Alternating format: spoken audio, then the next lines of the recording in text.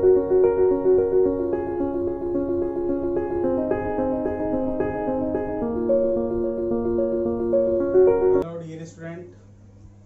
स्वागत है आपका माय चैनल दक्ष क्लासेस। आज हम जो हमारा टॉपिक जो पहले चल रहा था उसी को आगे पढ़ने वाले हैं। और इसके लिए आप देखो ध्यान से कि हम 6 क्रियात्मक समूह को पहले से एक्सप्लेन कर चुके थे।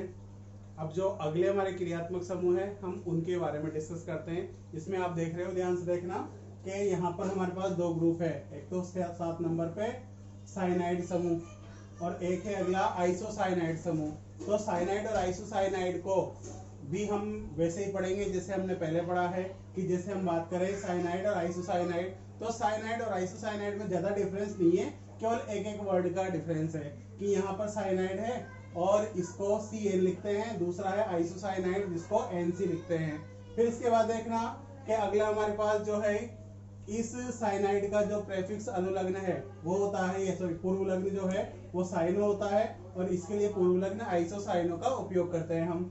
इसके लिए हमारे पास अनुलग्न है नाइट्राइल और इसके लिए अनुलग्न है आइसोनाइट्राइल। फिर यहाँ पर देखो इसका आईयूपीएसी नाम क्या हो जाएगा, एल्केन नाइट्राइल, और इसका आईयूपीएसी नाम हो जाएगा एल्केन आइसोनाइट्राइल। तो इस तरीके से जो है हम इसके एग्जाम्पल देखते हैं। दोनों के एग्जाम्पल एक साथ पढ़ने वाले हैं हम। यहाँ पर ध्यान से देखना कि हमारे पास ये मैंने पहला एग्जाम्पल ये डाल दिया HC ट्रिपल बॉन्ड N, है ना। तो यहाँ पर देखना एक ही कार्बन है तो हम इसे क्या लिख सकते हैं, मेथेन, और ये E हटाइए, सॉरी E रहेगा इसमें क्योंकि नाइट्राइल में N से स्टार्ट होता है, तो मेथेन और ये नाइट्राइल। और इसका जो पहला यौगिक है वो रहेगा CH3N ट्रिपल बॉन्ड C या NC। तो यहाँ पर देखना इसमें कि ये मेथिल समूह है, क्योंकि यहाँ पर देखो कार्बन यहाँ चला गया तो हम इस कार्बन को मुख्य श्रृंखला में शामिल नहीं करेंगे। तो यहाँ पर देखना ये नाइट्रोजन है एक, तो फिर यहाँ पे एक ही कार्बन हो गया, तो यहाँ पर इस एक कार्बन के लिए तो हम क्या लिखते हैं इसमें मेथेन, और इसका अनुलग्न क्या होता है आइसोनाइट्राइल। अब आइसो में देखो आई है तो हम यहाँ पर E हटाकर ये आइसो नाइट्राइल, इसको इस तरीके से लिख देते हैं। फिर इसके बाद देखना इसका और एग्जांपल, इसके लिए CH3C ट्रिपल बॉन्ड N, तो यहाँ पर ये एक और ये 2 कार्बन है, तो 2 कार्बन के लिए हम इसे क्या लिखेंगे एथेन, और इसका अनुलग्न जो है क्या हो जाएगा नाइट्राइल। तो इस तरीके से हम जो है एथेन नाइट्राइल, और इसके लिए CH3 CH2 और ये NC। तो यहाँ पर देखना 1 और 2 कार्बन है यहाँ पर, तो इसके लिए भी ये क्या हो जाएगा एथेन, क्योंकि दोनों कार्बन के बीच में एकल बंध है, तो इसके लिए वर्ड रूट तो क्या होगा 2 कार्बन का एक, और एकल बंध है तो हमने लगा दिया N। अब यहाँ पर E हटाएंगे और इसका अनुलग्न क्या है ये आइसो नाइट्राइल। तो इस तरीके से जो है हम इन यौगिकों के नाम, बस दोनों के नाम सेम है कि इसमें नाइट्राइल आता है अनुलग्न और इसमें आइसोनाइट्राइल आता है, इतना सा डिफरेंस है। फिर यहाँ पर देखो और एग्जांपल हम देखें CH3 CH2 CH2 और ये यहाँ पर CN। तो यहाँ पर देखो इस कार्बन को शामिल करते हुए 1 2 3 ये 4 कार्बन की श्रृंखला है, तो यहाँ पर 4 कार्बन की श्रृंखला के लिए वर्ड रूट क्या होता है ब्यूट, सभी में एकल बंध है तो ये ब्यूटेन, और लास्ट में क्या जोड़ दें इसमें अनुलग्न नाइट्राइल। तो इस तरीके से ये हो जाएगा ब्यूटेन नाइट्राइल। और अगर हम इसमें देखें CH3 CH2 CH2 CH2 और ये NC, तो यहाँ पर देखो इस कार्बन को हमें शामिल नहीं करना है, तो मुख्य क्रियात्मक समूह से भी ये कार्बन जुड़ा हुआ है, तो 1 2 3 4 कार्बन हो गए, यहाँ पे 4 कार्बन की श्रृंखला है, तो इसका वर्ड रूट क्या हो जाएगा इसका ब्यूट, सभी में एकल बंध है तो हम अनुलग्न जोड़ दे N, और अंत में आइसो नाइट्राइल, तो E हटाकर ये यहाँ पर आइसो नाइट्राइल। तो इस तरीके से हम इन एग्जाम्पल को लिख सकते हैं, आप इन्हें नोट कीजिए।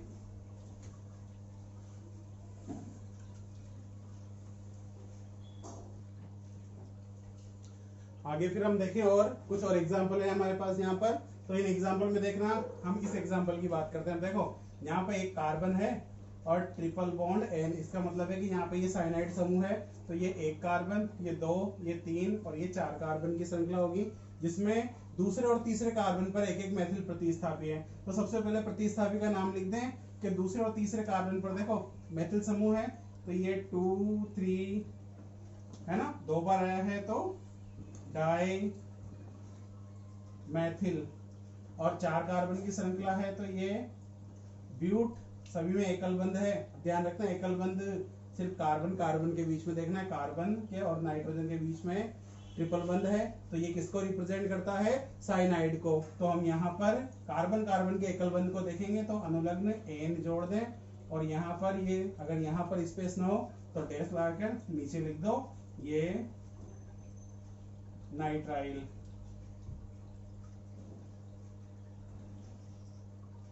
ये नाइट्राइल। फिर देखो दूसरा एग्जांपल ये, अब ये देखो आइसोसाइनाइड से है तो क्रियात्मक समूह यहाँ जुड़ा हुआ है ना, तो ये नंबर 1 कार्बन ये हो जाएगा 1, ये 2, ये 3, ये 4 और ये 5। अब इसमें देखो दूसरे और तीसरे कार्बन पर यहाँ पर प्रतिस्थापी है, दूसरे कार्बन पर है एथिल प्रतिस्थापी, क्योंकि देखो एक कार्बन ये रहा CH2 और एक कार्बन ये कौन है, ये एंड वाला CH3, तो CH2 CH3 है ये, तो एथिल समूह है ये दूसरे कार्बन पर, और तीसरे कार्बन पर मेथिल समूह है। तो यहाँ पर देखो इसका हम नाम लिखेंगे तो क्या हो जाएगा 2 एथिल।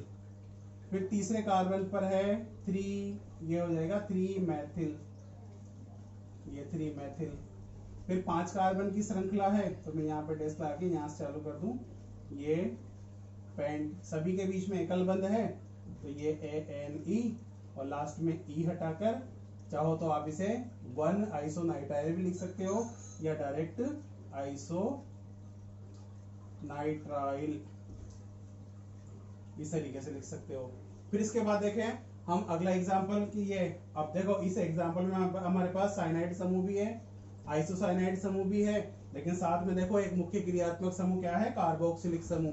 तो इसका मतलब है कि जो समूह वरीयता क्रम में पहले आता है वही हमारा मुख्य क्रियात्मक समूह होता है, और उसी के आधार पर हम श्रृंखला का चयन और नामांकन करते हैं। अब क्रियात्मक समूह में कार्बन है तो इसके कार्बन को शामिल करते हुए लंबी कार्बन श्रृंखला का चयन करेंगे हम। तो यहाँ 1 2 3 4 5 6 7 कार्बन की श्रृंखला है ना। नंबरिंग इसको यहाँ से दे दें 1 2 3 4 5 6 और ये 7। अब यहाँ पर देखना कि हमारे पास मुख्य क्रियात्मक समूह तो ये हो ही गया, अब ये साइनाइड समूह और आइसोसाइनाइड समूह ये दोनों अब हो जाएंगे हमारे पास प्रतिस्थापी। इन दोनों को हम किसमें काउंट करेंगे, अब प्रतिस्थापियों में काउंट करेंगे। तो ध्यान से देखना कि ये तो हो गए प्रतिस्थापी। अब देखो इसमें आता है साइनो, इसका प्रतिस्थापी देखो, इसका अनुलग्न जो है जब ये प्रतिस्थापी के रूप में हो तब हम इसका पूर्व लग्न लिखते हैं। तो इसके लिए तो लिखेंगे हम साइनो, और यहाँ पर इसके लिए लिखेंगे दूसरे के लिए आइसोसाइनो। तो साइनो में C आता है और आइसोसाइनो में I आता है। तो पहले साइनो लिखेंगे, कौन से कार्बन पर है ये,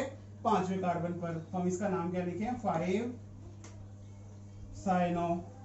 इसके बाद देखो 6ठे कार्बन पर आइसोसाइनो, तो ये 6 आइसोसाइनो। फिर इसके बाद देखो 7 कार्बन की चेन है तो वर्ड रूट क्या हो जाएगा इसका, हेप्ट। और फिर इसके बाद देखना कि 7 कार्बन की चेन में वर्ड रूट हेप्ट हो जाएगा। और इसके बाद देखो यहाँ पर एक तीसरे कार्बन पर, इधर से जब काउंट करते हैं तीसरे कार्बन पर एक द्विबंध है, तो द्विबंध होने पर याद है हम अनुलग्न क्या लगाएंगे, अब हम अनुलग्न लगाएंगे इन। तो कौन से कार्बन पर है, तीसरे कार्बन पर, तो ये हेप्ट 3 और ये इन है ना। और इसके पहले कार्बन पर जब कार्बोक्सिलिक समूह है तो यहाँ पर E हटाकर इस कार्बोक्सिलिक एसिड का अनुलग्न ओइक एसिड यहाँ पर जोड़ दो। तो इस तरीके से हम यहाँ पर ये साइनाइड आइसोसाइनाइड के IUPAC नाम लिखते हैं। तो आप इन्हें भी नोट कीजिए, इसके बाद हम अगले ग्रुप पे चलते हैं। नोट कीजिए,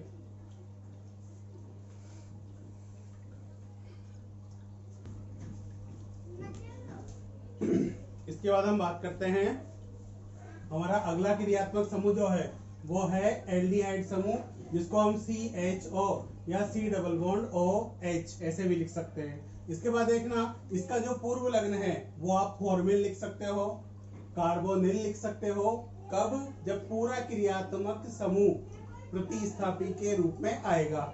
मतलब जैसे भी हम मान लो क्या कहते हैं बीच में कहीं क्रियात्मक समूह आ जाए या फिर कार्बोक्सिलिक अम्ल के साथ आ जाए, तब आप इसे क्या लिखोगे, फॉर्मिल या कार्बोनिल। और अगर आपने इसके कार्बन को मतलब और कार्बोक्सिलिक समूह है और इसके कार्बन को श्रृंखला में शामिल कर लिया है, तो इस सिचुएशन में ऑक्सीजन को हम जो है प्रतिस्थापी मानेंगे और इसके लिए फिर हम यहाँ पर ऑक्सो, इस तरीके से ऑक्सो पूर्व लग्न का उपयोग करेंगे। फिर इसके बाद देखना यहाँ पर हमारे पास है इसका सफिक्स जो है अनुलग्न वो होता है एल, और इसका आईयूपीएसी नाम क्या कहा है अपन ने कि आईयूपीएसी नाम लिखने के लिए एल्केन लिखकर उसके अंत में अनुलग्न जोड़ दो, जिस क्रियात्मक समूह का भी आप आईयूपीएसी नाम लिखना चाहते हो। तो यहाँ पर एल्केन में देखो लास्ट का ई हटाया और मैंने एल जोड़ दिया, तो ये क्या बन गया एल्केन एल। तो यहाँ पर ई क्यों हटाया मैंने, क्योंकि यहाँ पर ए से चालू हो रहा है और अपन ने क्या कहा है कि जब भी किसी क्रियात्मक समूह का अनुलग्न जो AEIOU से स्टार्ट होता है तो वहां पर एल्केन, एल्कीन, एल्काइन के अंत में लिखे हुए ई को हटा दिया जाता है और वहां पर उससे संबंधित अनुलग्न जोड़ देते हैं। अब देखना इसका हमारे पास पहला एग्जांपल, ये HCHO एक कार्बन है, तो एक कार्बन के लिए मेथ और कार्बन कार्बन के बीच में कोई अलग से बंध है भी नहीं है, तो ऐसी सिचुएशन में इसमें ओनली एन जोड़ेंगे हम। तो एन जोड़ दिया, अब लास्ट में इसका अनुलग्न जोड़ दे एल, तो ई हटा दें, तो ये हो जाएगा मेथेनॉल। और इसका एक प्रचलित नाम और है, इसका एक प्रचलित नाम क्या है, ये होता है फॉर्मेल्डिहाइड, जिसको हमने याद हो तो साधारण नाम में बताया था, जो इनकी उत्पत्ति के आधार पर है ना। फिर यहाँ पर देखो CH3C डबल बॉन्ड OH, अब मैं इसको ऐसे लिख दूं तो यहाँ एक और दो कार्बन है, तो इसके लिए वर्ड रूट क्या हो जाएगा एथ, दोनों कार्बन के बीच में एकल बंध है तो हम यहाँ जोड़ दें एन और लास्ट में ई को हटाकर इसका अनुलग्न जोड़ दें, ये हो जाएगा इथेनॉल। फिर इसके बाद देखो CH3 CH2 CHO, तो 1 2 3 ये जुड़ा हुआ है, तो यहाँ पर 3 कार्बन की श्रृंखला है, तो ये प्रोप, सभी कार्बन के बीच में एकल बंध है तो ये एन जोड़ देंगे और लास्ट में ई को हटाकर ये एल जोड़ दें, तो इस तरीके से इसका नाम हो गया प्रोपेनॉल। फिर देखो हमारे पास CH3 और ये CHO है, तो इसमें देखना ध्यान से कि ये CHO इसमें जुड़ा हुआ है, तो इसमें हम क्या करें कि ये 1 2, अब 3 इधर भी ले सकते हो और इधर भी ले सकते हो, तो मैं इसको ऐसे काउंट कर लेता हूँ। 3 कार्बन की श्रृंखला है जिसमें दूसरे कार्बन पर एक मेथिल प्रतिस्थापी समूह जुड़ा हुआ है, तो इस मेथिल प्रतिस्थापी समूह को ध्यान से देखें हम, तो दूसरे कार्बन पर है तो ये हो जाएगा 2 मेथिल, और 3 कार्बन की श्रृंखला है तो ये हो जाएगा प्रोप, सभी के बीच में एकल बंध है तो ये एन और लास्ट का ई हटाकर ये जोड़ देता हूं मैं एल, तो इसका नाम क्या हो जाएगा 2 मेथिल प्रोपेनॉल।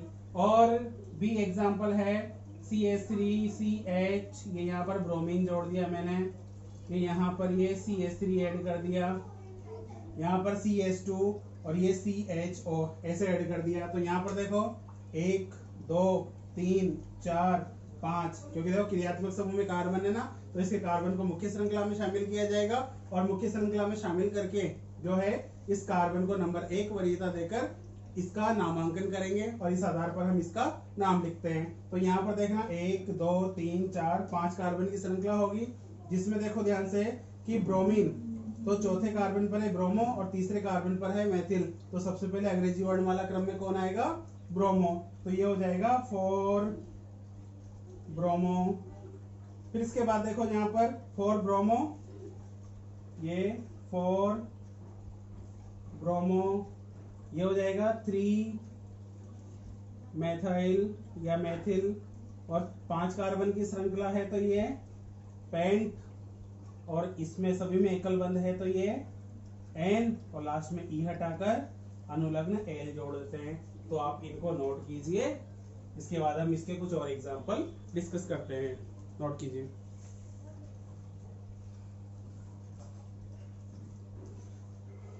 इसके बाद हम बात करें कुछ और एग्जांपल है हमारे पास, इन एग्जांपल को ध्यान से देखो। इस एग्जांपल में देखो एक तो कार्बोक्सिलिक समूह है और एक एल्डिहाइड समूह है, तो यहाँ पर देखो कि जैसे मैंने इसको लिखा तो यहाँ पर ये एक, क्योंकि मुख्य क्रियात्मक समूह है, चाहे इसमें एल्डिहाइड समूह 2 बार आया है इससे मतलब नहीं है हमें, मुख्य क्रियात्मक समूह जो वरीयता क्रम में पहले आता है वही मुख्य क्रियात्मक समूह है। बाकी ये वाला जो है CHO ये प्रतिस्थापी के रूप में जाएगा, है ना। तो हम एक काम करें कि 1 2 3 4 5 6 हम ऐसे करके 6 कार्बन की श्रृंखला ले लें। हम इधर भी लिख सकते हैं और इधर भी लिख सकते हैं, है ना। श्रृंखला को ये 5 के बाद 6 नंबर भी इधर भी शिफ्ट कर सकते हैं और इधर भी शिफ्ट करते हैं, दोनों चॉइस है हमारे पास। तो यहाँ पर इसका नामांकन कर दें। इस कार्बन को नंबर 1 वरीयता देंगे, 1 2 3 4 5 6। अब ये 6 कार्बन की श्रृंखला, इसमें प्रतिस्थापी देखो क्या है, एक तो मेथिल प्रतिस्थापी है और अब ये देखो पूरा समूह प्रतिस्थापी में चला गया ना। तो अपने क्या कहा है कि जब पूरा समूह प्रतिस्थापी के रूप में जाए तब हम प्रेफिक्स या तो फॉर्मिल या फिर कार्बोनिल लिखते हैं, है ना। अब इसमें देखो इस कार्बन को शामिल करने के बाद ये देखो इसके पास ये ऑक्सीजन बच रहा है, तो अब ये ऑक्सीजन डबल बॉन्ड O, इसको हम लिखेंगे ऑक्सो। तो यहाँ पर देखो कि अंग्रेजी वर्णमाला क्रम में पहले कौन आएगा, फॉर्मिल। कौन से कार्बन पर है, 5वें कार्बन पर है, तो ये हो जाएगा 5 फॉर्मिल। क्या हो गया ये, 5 फॉर्मिल। इसके बाद देखो मेथिल और इसका ऑक्सो, तो मेथिल का M पहले आएगा, ऑक्सो बाद में आएगा, ऑक्सो का O। तो यहाँ पर तीसरे कार्बन पर ये 3 मैथिल, ये 3 मैथिल। फिर इसके बाद देखना कि छठे कार्बन पर ऑक्सो, तो ये हो जाएगा 6 ऑक्सो। और 6 ऑक्सो के बाद 6 कार्बन की श्रृंखला है, तो यहाँ पर हेक्स, है ना, सभी में एकल बंध है, तो ये N और लास्ट में E हटाकर अब बताओ अनुलग्न क्या जोड़ना है, एल या ओइक एसिड। ओइक एसिड जोड़ेंगे क्योंकि मुख्य क्रियात्मक समूह ये है और ये प्रतिस्थापी समूह हो गया। तो यहाँ पर ये ओइक एसिड, ठीक है। फिर देखना अब यहाँ पर इस एग्जाम्पल को ध्यान से देखो कि इस एग्जाम्पल में हम जो है एक 5 कार्बन की लंबी श्रृंखला का चयन कर सकते हैं, जिसमें सीधी श्रृंखला जाएगी ये 1 2 3 4 और ये 5। अब इसमें देखो तीसरे कार्बन पर एक मेथिल प्रतिस्थापी है और तीसरे कार्बन पर एक CHO, क्योंकि देखो ये CHO मुख्य श्रृंखला में शामिल नहीं हुआ है और जब ये मुख्य श्रृंखला में शामिल नहीं है तो ये प्रतिस्थापी माना जाएगा और इसके प्रतिस्थापी होने पर हम इसके लिए क्या यूज करेंगे, प्रेफिक्स। तो ये 2 प्रतिस्थापी हो गए, एक तो इधर फॉर्मिल और इधर की तरफ क्या हो जाएगा, प्रतिस्थापी मेथिल। तो सबसे पहले प्रतिस्थापी का नाम लिखेंगे अंग्रेजी वर्णमाला क्रम में। तो यहाँ पर ये हो जाएगा, देखो ये 3 फॉर्मिल, ये 3 फॉर्मिल हो गया और 3 फॉर्मिल के बाद तीसरे कार्बन पर ये मेथिल, तो ये हो जाएगा 3 मेथिल। अब देखो 5 कार्बन की श्रृंखला है। अब ये मत समझना कि क्या कहते हैं इसमें दोनों तरफ डबल बॉन्ड O बच रहा है तो हम इसके लिए ऑक्सो यूज करेंगे। हम ऑक्सो उपयोग में नहीं ले सकते, क्यों, क्योंकि अभी केवल एक ही क्रियात्मक समूह है और वो भी एल्डिहाइड। तो इसलिए 3 मेथिल के बाद में 5 कार्बन की श्रृंखला को हम वर्ड रूट में क्या लिखेंगे, पेंट। सभी में एकल बंध है तो यहाँ पर हम जोड़ दे N और लास्ट में अब ये देखो E हटा दो, है ना। E हटाकर देखो पहले कार्बन पर भी एल्डिहाइड समूह है, 5वें कार्बन पर भी एल्डिहाइड समूह है, तो पेंटेन 1,5 एल्डिहाइड समूह 2 बार आया है श्रृंखला में, तो ये डाई और ये यहाँ पर L। तो इस तरीके से 3 formyl 3 methyl pentene 1,5 di L, इस तरीके से आप इसका नाम लिख सकते हैं। तो आप इसे भी नोट कर लीजिए पॉज करके। इसके बाद हम आगे का कुछ एग्जांपल देखते हैं। अगला देखो, इसके बाद जो क्रियात्मक समूह आएगा हमारा, वो क्रियात्मक समूह है हमारा अगला कीटोनिक समूह। अगला जो 10 नंबर पे है, 10 नंबर पे हमारा क्रियात्मक समूह है 10वां, ये है, इसको आप C डबल बॉन्ड O ऐसे भी लिख सकते हो या फिर RCO R भी लिख सकते हो और इसका नेम क्या है, कीटोन। इसके लिए प्रेफिक्स, अब ये देखो C डबल बॉन्ड O, जब भी ये प्रेफिक्स में जाएगा तो ये वाला प्रेफिक्स बनता है, तो इसके लिए हमेशा हम प्रेफिक्स क्या लिखते हैं, ऑक्सो। फिर इसके बाद देखो सफिक्स, इसके लिए जो अनुलग्न है ONE, हम इसे क्या लिखेंगे, ऑन। इसे 1 नहीं पढ़ना आपको, है ना, वो ONE 1 लिखते हैं, लेकिन इसे हम यहाँ पर क्या बोलेंगे, ऑन। फिर इसके बाद इसका IPAC नाम जो है वो हो जाएगा एल्केन और लास्ट में E हटा दे क्योंकि O से शुरुआत हो रही है इसके अनुलग्न की, तो E हटाकर ONE। तो इस तरीके से इसका नाम क्या हो जाएगा, एल्केनोन। अब देखना कि ये एकमात्र ऐसा क्रियात्मक समूह है जो कभी भी सिरे पर नहीं जाता है, मतलब इसकी शुरुआत जो है सिरे से होती नहीं है, इसको हमें जो है अंदर ही लेना पड़ेगा क्योंकि अगर मान लो कि आपके दिमाग में ये आया C double bond O H, तो ये देखो ये फॉर्मेल्डिहाइड बन गया। अगर आपने इसको यहाँ पर इसको A से शुरुआत किया CH3 C double bond O H, तो ये बन गया यहाँ पर एसिटाल्डिहाइड, जिसको हम एथेनॉल कहते हैं। आईपीएससी में अभी थोड़ी देर पहले हमने इसका नाम लिखा है। अब हम क्या करेंगे कि यहाँ से एक हाइड्रोजन हटाकर एक और यहाँ पर CH3 जोड़ दें। ठीक है, तो ये इसका पहला यौगिक है। और ध्यान रखना कि कीटोन श्रेणी का पहला जो यौगिक होता है वो 3 कार्बन वाला होता है। तो 3 कार्बन, 1, 2 और 3 कार्बन है, तो ये क्या लिखेंगे, ये प्रोप, सभी में एकल बंद है कार्बन कार्बन में, तो यहाँ पर ये N है ना। अब यहाँ पर ध्यान रखना जब मिडिल में हो, जब C डबल बॉन्ड हो दोनों तरफ से मिडिल में हो, तब ध्यान रखना कि हमें इसकी स्थिति को प्रदर्शित नहीं करना है। जब दोनों तरफ से बराबर स्थिति पर हो तब हमें स्थिति प्रदर्शित नहीं करनी है, डायरेक्ट E हटाकर ONE जोड़ दो, तो ये हो जाएगा प्रोपेनॉन। फिर इसके बाद देखो CH3 CH2 C double bond O और ये यहाँ पर CH3। अब ध्यान से देखना इसमें कि यहाँ पर इधर से देखो दूसरे कार्बन पर क्रियात्मक समूह है और इधर से तीसरे कार्बन पर है, तो हम नामांकन इधर से करेंगे, तो ये 1 2 3 4। ठीक है, अब यहाँ पर ये 1 2 3 4 ये हो गया, तो इसमें कीटोनिक समूह है ओनली, तो दिमाग में ये मत लाना कि हम इसको ऑक्सो लिख देंगे प्रतिस्थापी के रूप में। अभी कीटोन ही है। अब कीटोन कौन से कार्बन पर आ गया, दूसरे कार्बन पर, तो आप इसे चाहो तो 2 दूसरी स्थिति है, तो आप इसे ब्यूटेनॉन लिख सकते हो, या फिर ब्यूटेन, ई हटा दो और ये 2 ऑन, तो इस तरीके से आप इसका नाम लिख सकते हो।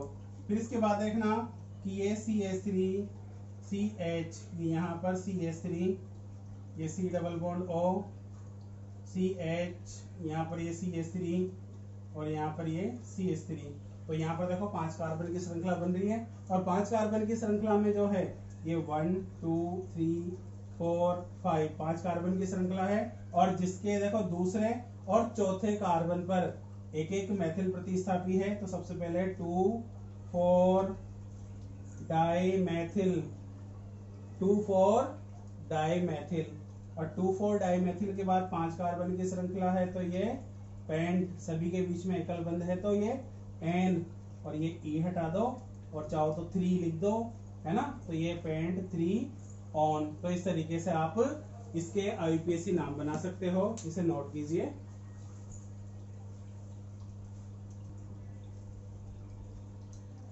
इसके बाद देखो हमारे पास एक एग्जांपल और है, ये वाला।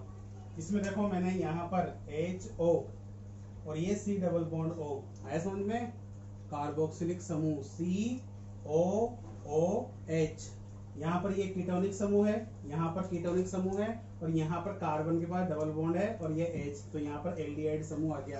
अब देखो यहाँ पर कि हमारा मुख्य क्रियात्मक समूह कौन सा होगा, जो वरीयता क्रम में पहले आता है, कार्बोक्सिलिक समूह। आप इसे चाहो तो ऐसे भी लिख सकते हो HOOC।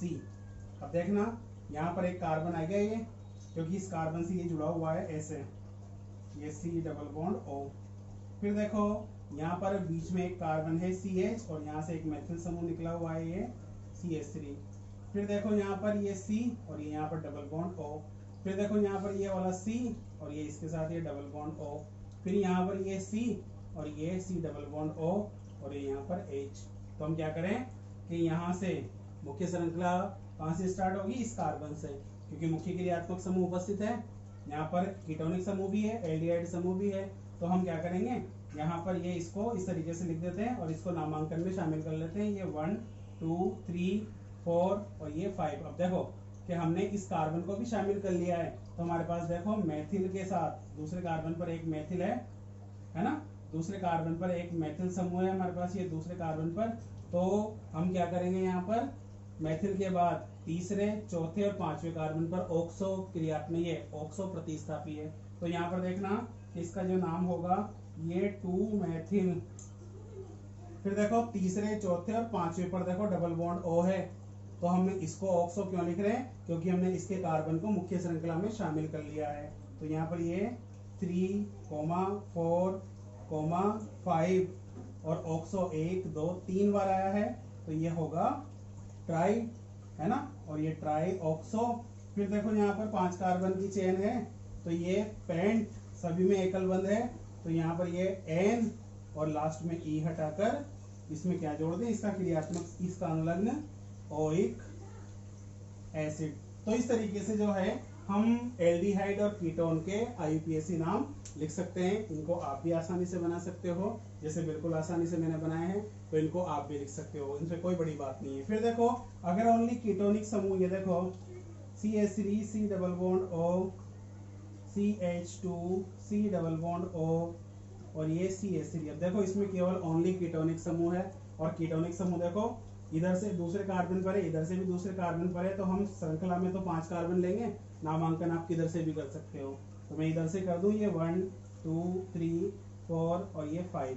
तो इसमें देखना कि 5 कार्बन की श्रृंखला है और कीटोन के अलावा और कोई क्रियात्मक समूह है ही नहीं, तो इसका मतलब है कि हमें यहाँ पर ऑक्सो को प्रतिस्थापी नहीं बनाना, कीटोन दूसरे और 5वें कार्बन पर आ रहा है, तो हमें सिर्फ इसकी स्थिति को बताकर जो है अंत में ओन जोड़ना है। कैसे, कि 5 कार्बन की श्रृंखला है, तो ये हो जाएगा पेंट, है ना।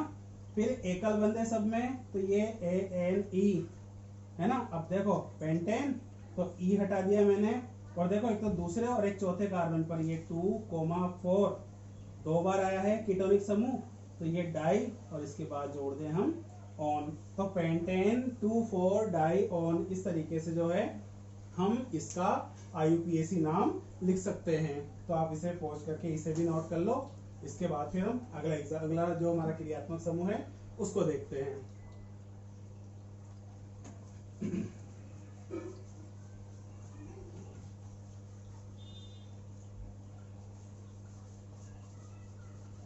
देखो बच्चों, अब जो हमारा अगला क्रियात्मक समूह है 11 नंबर पे हमारा क्रियात्मक समूह है OH समूह, जिसको हम ऐसे भी लिख देते हैं। इसका नेम है एल्कोहल समूह। इसका जो अनुलग्न है, सॉरी प्रेफिक्स, पूर्व लग्न, इसका पूर्व लग्न होता है हाइड्रोक्सी। इसका पूर्व लग्न क्या लिखते हैं हम, हाइड्रोक्सी। इसके लिए अनुलग्न हम जोड़ते हैं ऑल, ये हमने जोड़ दिया ऑल। और इसका आईयूपीएसी नाम क्या लिखेंगे, एल्केन, और लास्ट में ई हटा दो। क्यों, क्योंकि इसके सफिक्स में अनुलग्न में ओ है, तो ये एल्केन में ऑन जोड़ा, तो ये एल्केनोन। तो इस तरीके से जो है इसके नाम लिख सकते हैं। अब देखो इसका जो पहला एग्जांपल है CH3OH, कई बार पढ़ा है हमने। मेथेनॉल, मेथेनॉल क्या है, एल्कोहल श्रेणी का पहला यौगिक है, और इसे अगर हम सिंपल भाषा में कहें तो ये एक प्रकार की जहरीली शराब है। एक प्रकार की क्या है, ये एक जहरीली शराब है। तो यहाँ पर एक कार्बन है, तो इसको क्या लिखें हम, मैथ, और अदर कोई कार्बन नहीं है तो हम अनुलग्न एन ही जोड़ दें, और लास्ट में ई को हटाकर ये ऑल जोड़ दें, तो ये हो जाएगा मेथेनॉल, है ना। फिर इसके बाद देखो अगला है CH3 CH2OH। ये है 2 कार्बन, 1 और 2, तो 2 कार्बन के लिए वर्ड रूट क्या लिखेंगे, एथ। दोनों कार्बन के बीच में एकल बंध है, तो ये N, और लास्ट में E को हटाकर OL जोड़ दो, तो ये बन जाएगा इथेनॉल या एथेनॉल। फिर इसमें देखो ध्यान से कि अगला एग्जांपल जो है CH3 CH2 CH, ये यहाँ पर OH और ये CH3। अब देखो यहाँ पर क्रियात्मक समूह OH इधर से दूसरे कार्बन पर है और इधर से तीसरे कार्बन पर है, तो 4 कार्बन की श्रृंखला लेंगे और नामांकन हम इस सिरे से करेंगे, तो ये 1 2 3 4, क्योंकि OH समूह जिधर से नजदीक होता है नामांकन उस सिरे से किया जाता है। तो यहाँ पर 4 कार्बन की श्रृंखला है, तो ये ब्यूट, सभी में एकल बंध है, तो ये N, और लास्ट में ये E को हटा दो, और E को हटाने के बाद दूसरे कार्बन पर ये 2 ऑल, तो ये बन जाएगा ब्यूटेन 2 ऑल। फिर इसके बाद देखो यहाँ पर CH3 CH OH, यहाँ पर CH3, यहाँ पर CH OH और यहाँ पर CH3। अब देखो ये भी 5 कार्बन की श्रृंखला है, लेकिन इसमें OH समूह कितनी बार, 2 बार आया है।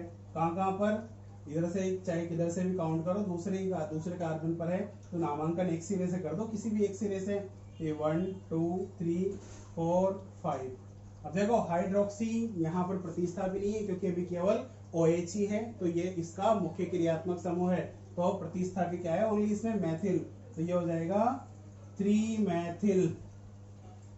मैथिल हो गया। और 3 मैथिल के बाद देखो 5 कार्बन की श्रृंखला है, तो ये पेंट, सभी में एकल बंध है तो हम जोड़ दें N और लास्ट में E हटा दें। और देखो दूसरे और चौथे कार्बन पर क्रियात्मक समूह आया है, तो पेंटेन 2,4 डाइऑल। तो इस तरीके से हम इनके IUPAC नाम लिख सकते हैं। फिर देखो एक इसका प्रचलित यौगिक है CH2 ये OH और यहाँ पर OH, इसका प्रचलित नाम है एथिलीन ग्लाइकोल। लेकिन IUPAC में क्या लिखेंगे, 2 कार्बन की श्रृंखला है, तो 2 कार्बन की श्रृंखला में ये इथेन यहाँ पर ये 1 2 इथेन 1 2 और ये डाइऑल। तो इस तरीके से जो है आप इसका IUPAC नाम आसानी से लिख सकते हो, इसे भी नोट कीजिए।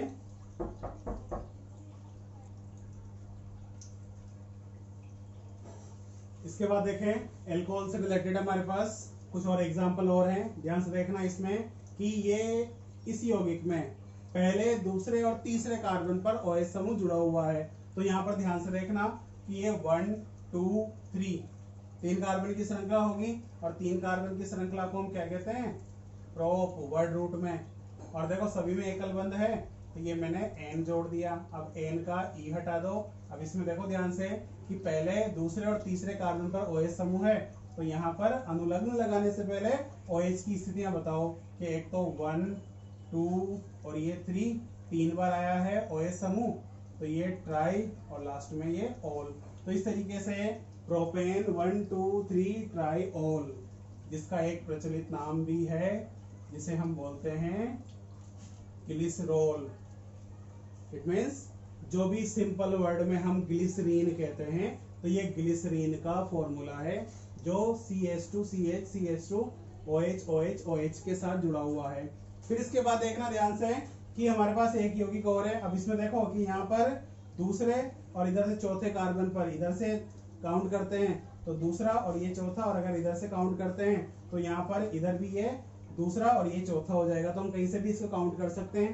2 कार्बोक्सिलिक समूह जो है उनके कार्बन मुख्य श्रृंखला में शामिल होंगे, तो यहाँ पर नामांकन चाहे इधर से कर दो, ये 1 2 3 4 5। अब देखना कि मुख्य क्रियात्मक समूह तो हमारा कार्बोक्सिलिक समूह है, और इसी के आधार पर हम जो है अनुलग्न ऐड करने वाले हैं। तो यहाँ पर सबसे पहले आप देखो प्रतिस्थापी कौन कौन से, इसमें देखो कि ये वाला भी प्रतिस्थापी के रूप में जाएगा, ये OH भी प्रतिस्थापी के रूप में जाएगा, और ये OH भी प्रतिस्थापी के रूप में। तो जो भी क्रियात्मक समूह प्रतिस्थापी के रूप में चलता है उसके लिए हम उसका प्रेफिक्स यूज करते हैं। तो मैंने आपको लिखाया है कि OH समूह का जो प्रेफिक्स है वो होता है हाइड्रोक्सी, और कार्बोक्सिलिक समूह का जो प्रेफिक्स पूर्वलग्न जो है वो क्या होता है, कार्बोक्सी। तो कार्बोक्सी में C और हाइड्रोक्सी में H। तो पहले हम इसको लिखेंगे, तो ये हो जाएगा 3 कार्बोक्सी, ये हो गया 3 कार्बोक्सी। फिर इसके बाद देखो दूसरे और चौथे कार्बन पर जो है OH समूह है, तो ये 2 4 कितनी बार आया, 2 बार, तो ये di hydroxy, 2 4 di hydroxy, 5 carbon की श्रृंखला है, तो ये यहाँ पर पेंट, और पेंट में जो है यहाँ पर देखो ये अनुलग्न N जोड़ेंगे, प्राथमिक अनुलग्न, क्योंकि पूरी श्रृंखला में एकल बंध है, लास्ट में E हटा दो, और पहले और 5वें कार्बन पर कार्बोक्सिलिक समूह है, तो ये 1 5 डाई ओइक और ये एसिड। तो इस तरीके से ये हमारा अगला नाम हो जाता है। और एक चीज देखना गौर करके, अगर मैं इस CH में यहाँ से H हटाकर यहाँ पर एक OH समूह जोड़ दूं, तो याद है ये क्या बन जाएगा, ये बन जाएगा साइट्रिक एसिड का संरचना सूत्र। क्योंकि यहाँ पर साइट्रिक एसिड में पहले और 5वें कार्बन पर कार्बोक्सिलिक समूह, दूसरे और चौथे कार्बन पर जो है OH समूह, और तीसरे कार्बन पर एक कार्बोक्सिलिक समूह और एक OH समूह दोनों उपस्थित होते हैं। तो इस तरीके से जो है हम इनके IUPAC नाम आसानी से लिख सकते हैं। आप इसे भी नोट कीजिए, पोस्ट करके नोट कर लिया करो इन सब चीज, ये सब जितने भी एग्जाम्पल है सबको पॉज करके नोट कर लिया करो। इसके बाद में कुछ और एग्जाम्पल पे डिस्कस करता हूँ।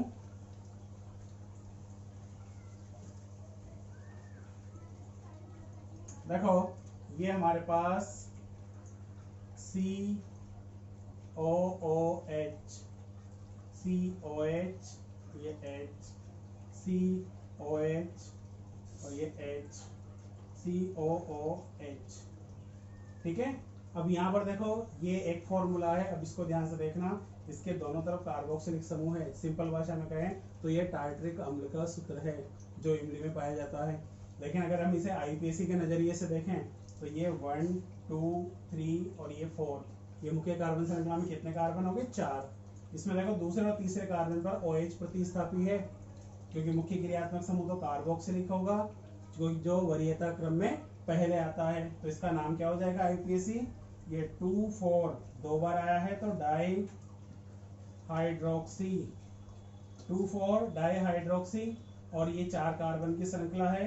तो यहाँ पर जो है पहले तो वर्ड रूट ब्यूट, सभी में एकल बंध है, तो ये अनुलग्न N प्राथमिक अनुलग्न, और इस E को हटाकर पहले और ये चौथे कार्बन पर कार्बोक्सिलिक समूह है जो कि 2 बार आया है तो डाई, और ये ओइक एसिड। तो इस तरीके से हम इनके IUPAC नाम बना सकते हैं। इसके बाद एक क्रियात्मक समूह और है इसी का ही जो अल्कोहल से बना है। उसके बाद जो 2 क्रियात्मक समूह बचते हैं उनको फिर हम अगली वीडियो में ऐड करेंगे, इसे भी नोट कर लो।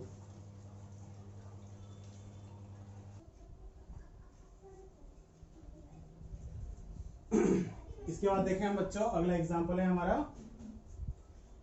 अगला ग्रुप है हमारा 12वें नंबर का थायो अल्कोहल, जिसे हम SH से प्रदर्शित करते हैं। इसके लिए जो प्रेफिक्स है पूर्वलग्न वो लिखते हैं हम मर्केप्टो, और इसके लिए जो अनुलग्न हम उपयोग में लेते हैं वो है थायोल। और अगर एल्केन में थायोल को जोड़ दिया जाए तो क्या बन जाएगा इसका? IUPAC नाम, जिसे हम एल्केन थायोल कहते हैं। अब देखो यहाँ पर थायोल T से स्टार्ट होता है, इसलिए मैंने यहाँ पे एल्केन का E नहीं हटाया है। इसके एग्जाम्पल देखें हम, ये पहला एग्जाम्पल है इसका CH3SH, जैसे मेथेनॉल था वैसे ही मेथेन में थायोल जोड़ दो, क्या बन जाएगा? ये मेथेन थायोल। फिर इसके बाद देखो CH3 CH2 और ये SH, इसमें 1 और 2 कार्बन है तो ये एथ, सब में एकल बंध है तो ये N, और इसमें थायोल जोड़ दो तो हो जाएगा एथेन थायोल। फिर इसके बाद देखो CH3 CH, CH3 CH, CH3 और यहाँ पर ये CH2 और ये SH। तो यहाँ पर देखो, यहाँ से मुख्य क्रियात्मक समूह SH है तो यहाँ से कार्बन को काउंटिंग कर दो 1 2 3 4, और यहाँ पर दूसरे और तीसरे कार्बन पर एक एक मेथिल प्रतिस्थापी है तो ये 2 3 di methyl, 2 3 di methyl. 4 carbon की श्रृंखला है तो ये ब्यूट, सब में एकल बंध है तो अनुलग्न N, और लास्ट में द्वितीय अनुलग्न थायोल जोड़ दो। तो इस तरीके से हम इसका नाम लिख सकते हैं। देखो और देखें ध्यान से, तो ये CH2 CH CH2, यहाँ पर SH, यहाँ पर भी SH और यहाँ पर भी SH, जैसे ग्लिसरॉल लिखा था हमने उसके जैसे ही है कि यहाँ पर 3 कार्बन की श्रृंखला है तो ये प्रोपेन, क्योंकि सब में एकल बंध है तो यहाँ पर देखना ये प्रोपेन, और ये 1 2 3 तो ये 1 2 और ये 3 और 3 बार आया है तो ट्राई, और ये इसको लिख दो थायोल। तो इस तरीके से जो है हम इसके भी IUPAC नाम आसानी से बना सकते हैं। अब इसके बाद हमारे पास 2 ग्रुप और बच जाते हैं, एक तो एमीन और एक ईथर। इनको हम अगले लेक्चर में एक्सप्लेन करेंगे। बाकी अगर हम यहाँ पे कार्बोक्सिलिक अम्ल समूह जोड़ दें तो हम उसको भी जो है यहाँ पर सॉल्व कर सकते हैं। अब एक बात और बच्चों ध्यान से सुनना कि अगर आपको इनसे रिलेटेड जो भी कोई भी कंफ्यूजन हो, किसी टॉपिक में कुछ भी पूछना हो तो या तो आप मुझे डायरेक्ट कॉल करके बता सकते हैं, है ना, या फिर हम उसे जो है व्हाट्सएप पर डाल दें कि भाई ये प्रॉब्लम है, तो ज़्यादा अच्छा होगा कि आप कॉल कर ले ताकि मैं कॉल पे उस पर एक्सप्लेन कर दूं आपको। और बाय द वे कॉल पे भी एक्सप्लेन नहीं होता है या आपको उसमें इंटरेस्ट नहीं मिलता है, तो हम एक और वीडियो आपके जो कंफ्यूजन है, जो भी आपके कंफ्यूजन क्रिएट होते हैं, आप हर वीडियो पे कमेंट ऐड कर दो। आपके कमेंट के माध्यम से जो है मैं आपके जो कंफ्यूजन है वो क्लियर करता हुआ चलूंगा, जिससे आपको आगे कोई प्रॉब्लम नहीं होगी। इसे नोट कीजिए।